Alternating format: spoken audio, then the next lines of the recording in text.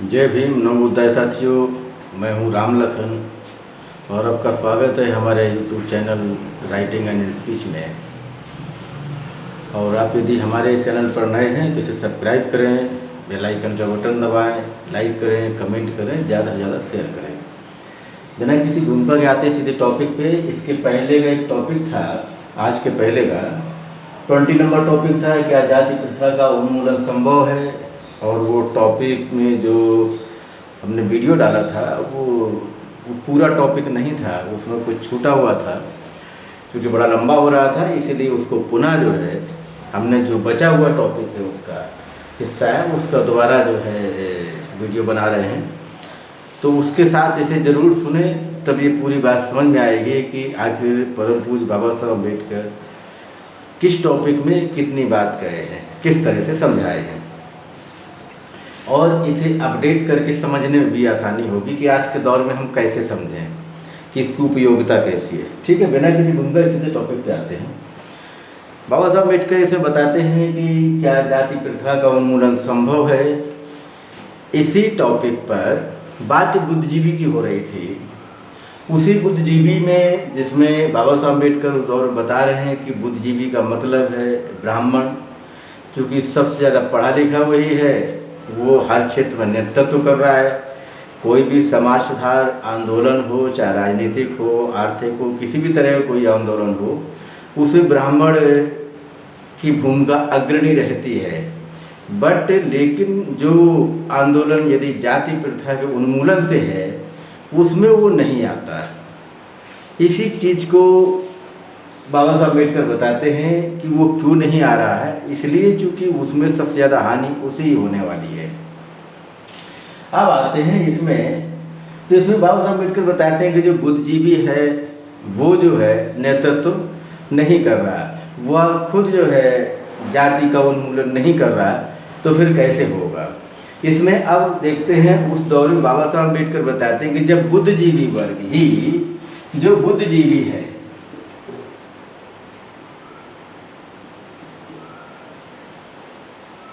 ये बुद्धिजीवी जो बाकी जो समाज पर यदि हावी हो जाता है, जब समाज पर उत्थान की जगह, समाज के उत्थान की जगह समाज पर हावी होगा, तो बताइए समाज का उत्थान कैसे होगा। मतलब ये है कि ये समाज का जो उत्थान है वो खुद नहीं करना चाह रहा है। मतलब जाति प्रथा का उन्मूलन ये खुद नहीं कर रहा बुद्धिजीवी, और नहीं कर रहा है एक अलग बात है, लेकिन ये इस पर हावी है, होने भी नहीं दे रहा है। मतलब यदि किसी तरह से समाज में कोई दूसरा यदि ये सोचे कि भाई हम इस काम को कर ले, तो उसे होने भी नहीं दे रहा है। तो इस तरह से ये समाज पर जब हावी हो जाएगा तो फिर समाज का उत्थान कैसे होगा, ये चीज़ बाबा साहब अम्बेडकर बताते हैं। अब यहाँ पर एक चीज़ और समझने की जरूरत है, वो ये है कि वो समय का जो बुद्धिजीवी था, जिस दौर में बाबा साहब अम्बेडकर बता रहे हैं 1936 एलिनेशन ऑफ कास्ट, जिस समय बाबा साहब अम्बेडकर लिखते हैं उस समय बता रहे हैं कि उस समय का बुद्धिजीवी था सिर्फ ब्राह्मण, और वो बाकी समाज पर हावी था। और हावी होने के कारण क्या था, होने के कारण समाज का उत्थान नहीं हो रहा, ये नहीं जाति प्रथा खत्म नहीं हो रही थी।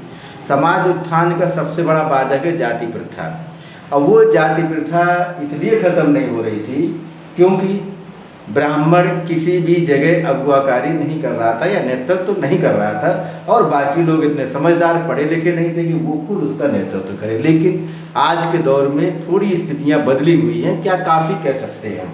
जैसे 1936 में पहले के कंपेयर कर लेते हैं, कोई भी हमारे MP MLA, कोई बड़े ऑफिसर या क्लास 1 ऑफिसर कह दें, क्लास 1 ऑफिसर कहें, या क्लास 2 कह दें, या एम्प्लाई कह दें, या फिर यहाँ ग्राम पंचायत कह दें, ग्राम पंचायत हो जाएगा, इधर ब्लॉक प्रमुख हो जाएगा, इसके बाद जिला पंचायत हो गए। मतलब बहुत सारे क्षेत्र में जहाँ जहाँ पर जो है प्रतिनिधित्व होता है, या यह कहें कि जहाँ जहाँ पर राजनीतिक रिप्रेजेंटेटिव की ज़रूरत होती है, या तो फिर सरकारी जो जहाँ पर जो आरक्षण बाबा साहब अम्बेडकर दी है कि सरकारी तौर पर जो प्रतिनिधित्व की बात है, वहाँ पर कोई PCS या IAS IPS, मतलब बहुत सारे अधिकारी उस दौर में नहीं थे, जो कि आज़ादी के बाद अब हैं। अब ये देखा जाए तो इनको यदि बुद्धिजीवी मान लिया जाए, सबके सब लोगों को, कि भाई कम से कम पढ़े लिखे तो हैं ये, और इतने ही पढ़े लिखे होने के से ये जितना ये पढ़े लिखे लोग हैं, कर्मचारी, अधिकारी, MP MLA, इतने ही पढ़े लिखे आज के दौर में ब्राह्मण भी हैं। तो क्या जितना ये आज पढ़े लिखे हैं उतना ही पढ़े लिखे तो 1936 में ब्राह्मण थे, वो सभी क्षेत्र में नेतृत्व कर रहे थे। ये क्या आज नेतृत्व नहीं कर सकते क्या? यदि आज ये नेतृत्व करने लगे और ये, तो जाहिर सी बात है कि समाज में जाति प्रथा का उन्मूलन संभव हो सकता है। जो बाबा साहब अम्बेडकर बताते हैं कि क्या संभव है, तो हाँ संभव है, लेकिन तब जब ये लोग नेतृत्व करने के लिए तैयार हो जाए जाति के उन्मूलन के लिए, ना कि दूसरे किसी और काम के लिए। अब इसमें देखा जाए कि हावी ये समाज था जिसे हम ब्राह्मण कहते हैं, कि ये जाति के उन्मूलन में योगदान न करके ये हावी था समाज को जाति प्रथा में बनाए रखने के लिए। लेकिन अब क्या है, अब आज़ादी के बाद कानूनी तौर पर किसी पर हावी नहीं हो सकता ये समाज। तो जब ये हावी नहीं हो सकता, इसका मतलब इनको मौका मिलता है कि यदि ये चाहें तो समाज में जाति प्रथा का उन्मूलन कर सकते हैं, इसलिए अवसर ज़्यादा हैं। तो इन्हें चाहिए कि जितने भी समाज में जहाँ पर भी बहुत सारा जातिवाद है, बहुत एट्रोसिटी है, या यूँ कहें कि नॉन रिस्पेक्टिव लाइफ वो जी रहे हैं और उन्हें इन सब चीज़ों की जानकारियाँ कम है, तो उन्हें अवगत कराना चाहिए, उन्हें सिखाना चाहिए, और लोगों जैसा उनके साथ व्यवहार क्यों नहीं होता ये उन्हें बताना जरूरी है, ताकि वो जाति प्रथा को छोड़ने में उनको आसानी हो। अब देखते हैं यहाँ पर, अब ये भी क्या है, जो ये पढ़ा लिखा तबका आ जाता है, जिसमें बहुत सारे हमारे अधिकारी आ जाते हैं, कर्मचारी आ जाते हैं, MP MLA हो गए और मंत्री हो गए, बहुत सारी चीज़ें हैं जो आज पहले नहीं था, आज हैं। और इसके बाद बहुत सारे ऐसे लोग हैं जो पढ़े लिखे हैं और कर्मचारी अधिकारी नहीं है, लेकिन उनको नॉलेज काफ़ी है, तो उन्हें भी काम में इसमें आगे आना चाहिए। क्योंकि बाबा साहब अम्बेडकर बताते भी है कि पढ़ाई लिखाई का, शिक्षा का उद्देश्य सिर्फ नौकरी तक पहुंचना नहीं है, समाज का उत्थान करना जरूरी है। तो ये बहुत जरूरी है। फिर दूसरी चीज़ बताते हैं बाबा साहब अम्बेडकर कि जाति प्रथा का उन्मूलन संभव नहीं है, इसमें एक संदेह और भी है, वो ये कि जाति को इस तरह से डिज़ाइन किया गया है कि मतलब श्रेणी क्रम मतलब समुदाय, फिर श्रेणी, मतलब दो डिवीज़न कर दिए गए, मतलब जाति उपजाति जैसा। अब वो श्रेणी क्रम में है क्या, वो जैसे पब्लिक एडमिनिस्ट्रेशन में पढ़ा होगा, लोक प्रशासन में हायरार्की सिस्टम, एक से ऊपर दूसरा, फिर उसके ऊपर, फिर उसके ऊपर, इस तरीके से, इस तरह से बना रखा है। अब इसमें क्या है कि हर व्यक्ति जाति से बंधा हुआ है। अब उसे जिसके पास जो जिस जाति में है, उस जाति में उससे फिर दूसरे को ज़्यादा अधिकार है, फिर दूसरे को ज़्यादा, वो ज़्यादा ऊँच है, फिर उससे ऊपर ऊँच है। जो जिस पायदान में है उसे जहाँ पर है उसे किसी न किसी से ज़्यादा अधिकार प्राप्त है और किसी न किसी से कम अधिकार प्राप्त है। अब जिसके पास जो है उसे छोड़ने का डर बना रहता है, इसलिए वो अपने ही उसमें चिपका रहता है और वो आज़ाद नहीं हो पाता है। कुल मिला के ये कहा जाए कि ये श्रेणी क्रम भी एक नुकसानदायक बात है कि जो इनमें श्रेणियों में डिवाइड कर दिया गया है, इसलिए समाज में जाति प्रथा का उन्मूलन असंभव सा हो जाता है। एक बात और है, भारत में जो है हर एक व्यक्ति जाति प्रथा का गुलाम है। गुलाम क्यों है कि अब जैसे कार्ल मार्क्स की बात देखते हैं कि कार्ल मार्क्स कहते हैं कि आज़ादी के लिए तो आपको सिर्फ बेड़ियों को ही तोड़ना है रास्ता, इसके बाद आप आज़ाद हो जाएंगे। भारत में ऐसा नहीं है, यहाँ हर व्यक्ति जाति प्रथा गुलाम है। मतलब वहाँ ही गुलामी से यहाँ गुलामी बहुत डिफरेंसेस है। मतलब वहाँ सिर्फ गुलामी थी, सब गुलाम एक जैसे थे, लेकिन यहाँ गुलामों में अंतर है। ये अंतर इसलिए है कि हर एक आदमी अपनी अपनी जात में बंधा हुआ है।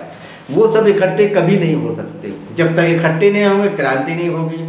बाबा साहब अम्बेडकर वही बात बताए हैं जिसको दूसरे टॉपिक में से बताया गया था, जो दूसरा टॉपिक था समाजवाद बनाम समाज सुधार, उसमें यही बात बाबा साहब अम्बेडकर समझाए कि जब लोग इकट्ठे ही नहीं होंगे तो क्रांति करेंगे कैसे।